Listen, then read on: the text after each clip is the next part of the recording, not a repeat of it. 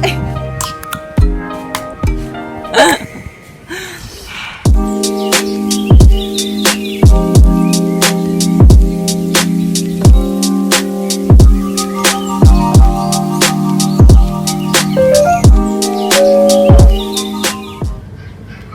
it's on? Wait, okay. Hey guys! Welcome back to my YouTube channel. So, for today's video, it will be going to be a little bit different because we're not going to talk about makeups or reviewing some products. So, today we're going to talk about shoes. Because who does not like shoes, you know?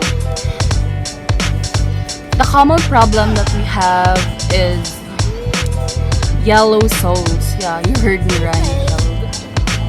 Oxidizing cream for only 24 pesos sa Gaisano Mall.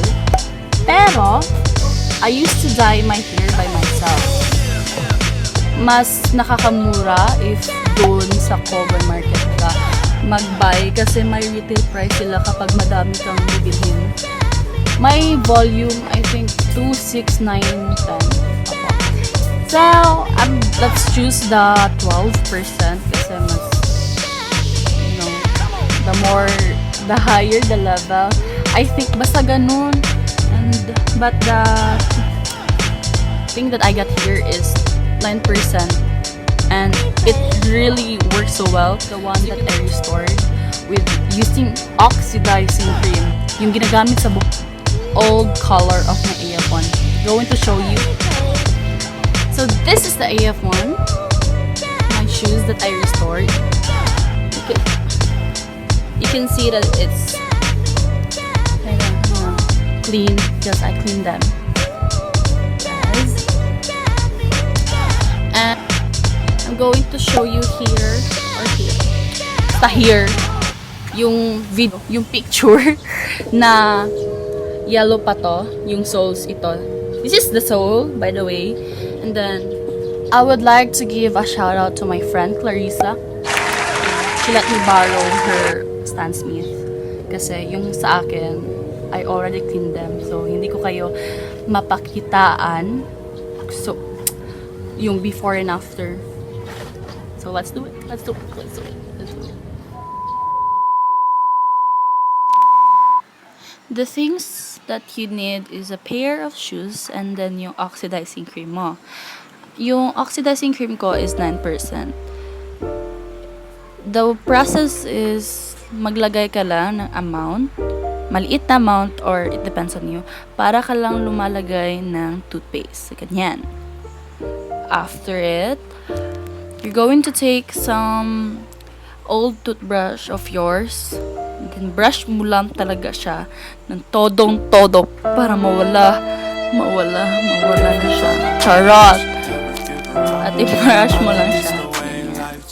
Brush, and repeat.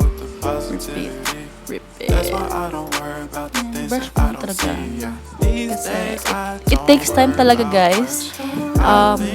I think I repeat this process 3 to 4 times or kung gusto mo talaga pumuti siya, parang bago na talaga. You need to, 5 kung gusto mo talaga. Yes. And brush mo lang talaga. Repeat the process. So, you're just going to repeat the process wisely. Kasi you really want to achieve that white soles. And by the way guys, it is really worth it. Parang siya. Charot lang. Yeah.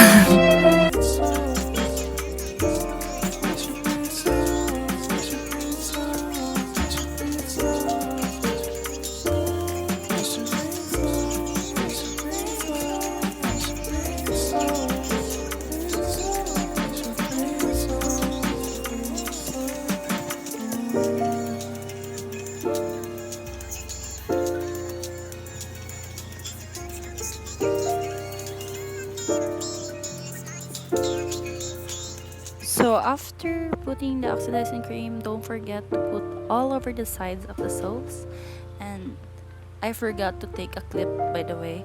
I like to put it yung cling wrap, yung sa pagkain. Oo, i-wrap mo lang siya and then wait for 30 to 40 minutes. But I like to keep it 1 hour para yung process. This is me waiting for the,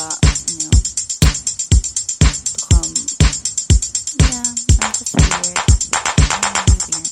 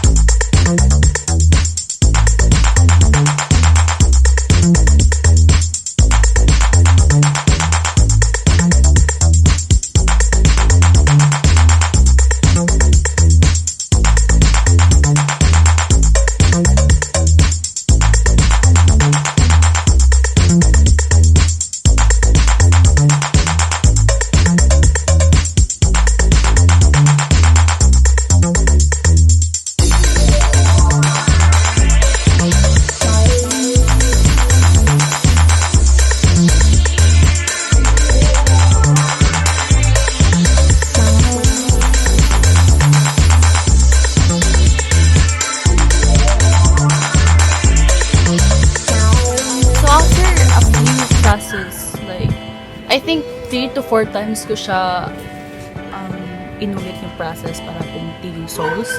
And are you ready for the results? Drumroll please! Boom! Wait, hindi siya...